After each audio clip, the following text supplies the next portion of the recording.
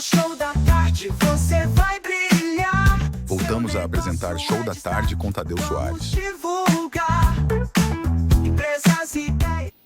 Estamos de volta com o Show da Tarde e continuamos falando sobre as condições de saúde mental, agora não só da mulher, agora em geral.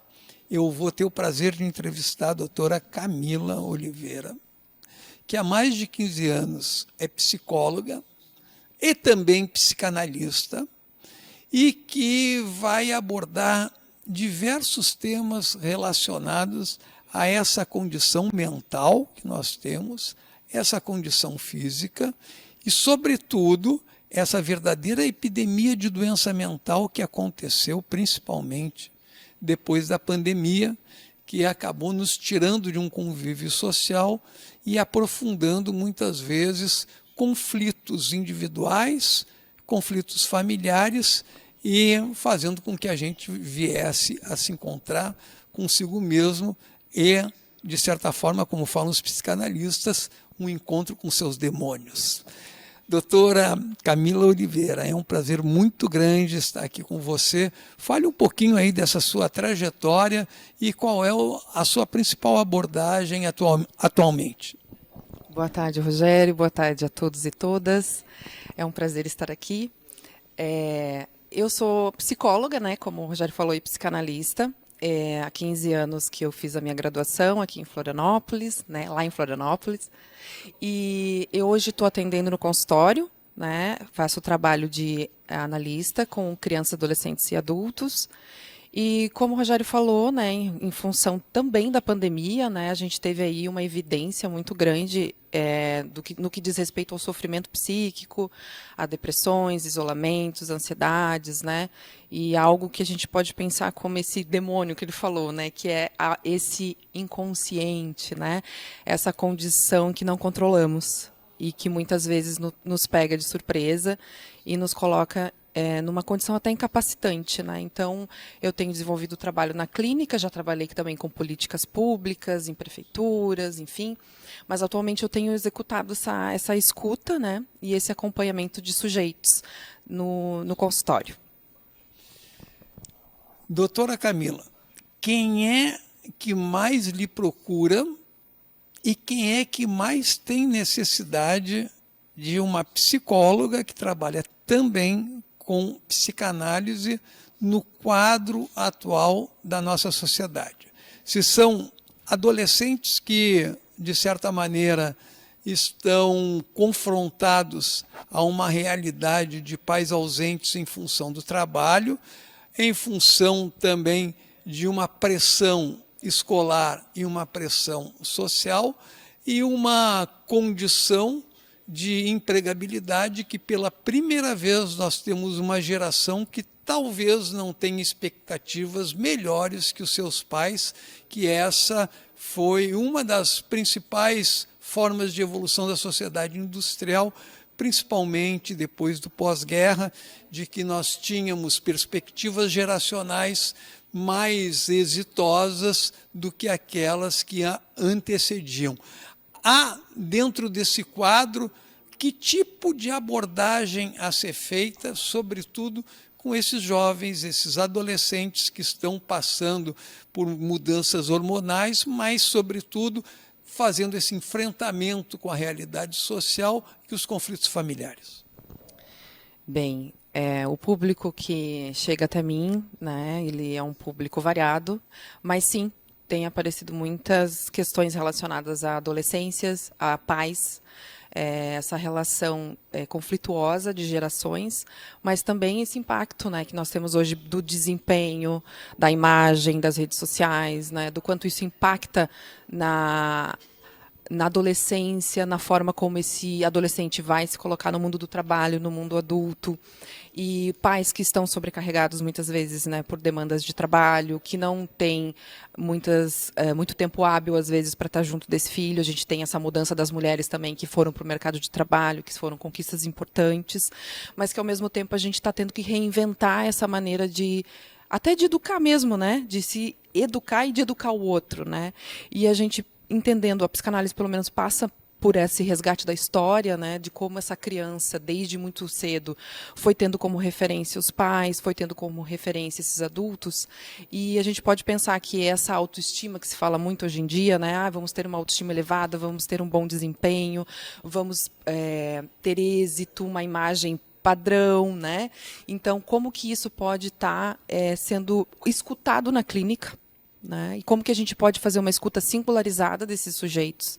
E como que cada um vai ter que construir a sua própria maneira, desde uma criança até um adolescente e um adulto, a sua própria forma de existir, de ser feliz, de construir a sua própria trajetória, né? Sem que isso possa estar assujeitado a uma demanda externa, sem que isso possa estar sendo algo que aprisiona ao invés de libertar. Né? Então, essa escuta, esse acompanhamento, ele é muito particularizado, né? O meu trabalho ele é individualizado, embora eu possa atender um adolescente e uma criança e trazer para o consultório esses pais, é importante, mas a construção desse indivíduo, desse sujeito, e como que ele vai, se reconhecer enquanto sujeito em si, com esse mundo tão complexo, com todas essas demandas que a gente está observando hoje, que tu bem coloca, né?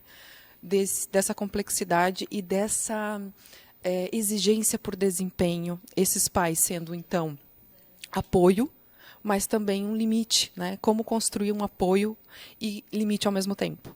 Eu acho que essa é a grande... o grande desafio psíquico social hoje, né? Doutora, explique aqui para o nosso público ouvinte como tratar e que forma que é a diferença entre ansiedade, tristeza e depressão. Aonde entra o psicólogo, onde entra o psicanalista, o que é doença e o que é uma condição natural do humor que as pessoas têm, porque parece que ninguém se dá o direito mais de ser triste, de estar sozinho, de perder emprego, parece que tudo virou trauma. O que é realmente um trauma e o que é apenas um convívio com realidades diferentes que nós temos na vida? Então, né, boa pergunta. A gente tem aí hoje um boom dos diagnósticos, né? Então a gente tem que estar aí tendo que fazer essa diferenciação. O que é um sofrimento comum próprio da existência humana e o que pode ser algo, sim, real, de um adoecimento, de uma condição que coloque o sujeito de forma impotente diante do trabalho. Né? A gente diz que quando um sujeito não ama, não trabalha, há algo ali, né? Não se relaciona, se isola. Então, a gente pode pensar aí numa depressão, por exemplo. Né? Então, a depressão ela tem duas características muito importantes. A anedonia, que se chama, né?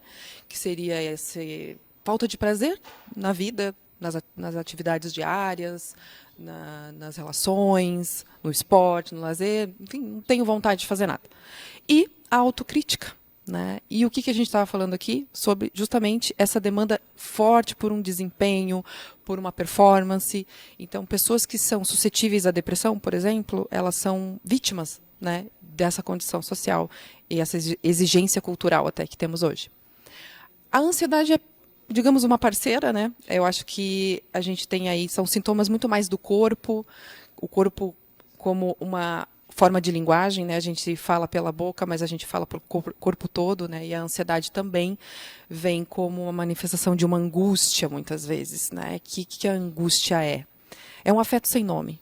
É aquilo que eu não sei dizer. Por que eu sofro? Por que dói?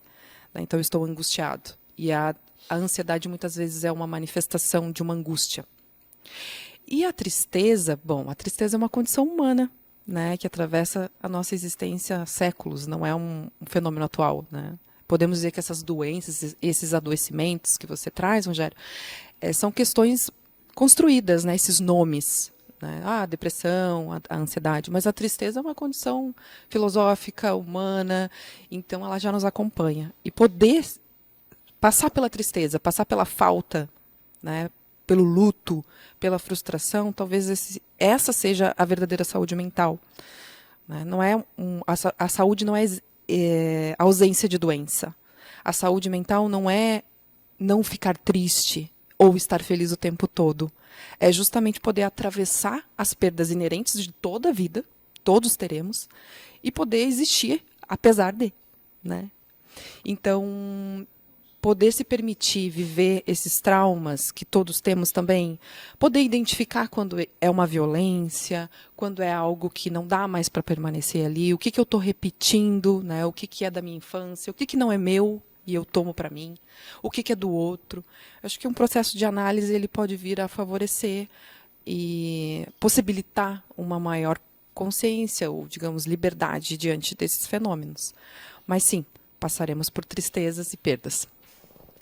Eu agradeço muito a presença da doutora explicando todos esses elementos e relacionando a psicologia com a psicanálise e colocando seus serviços para a sociedade catarinense.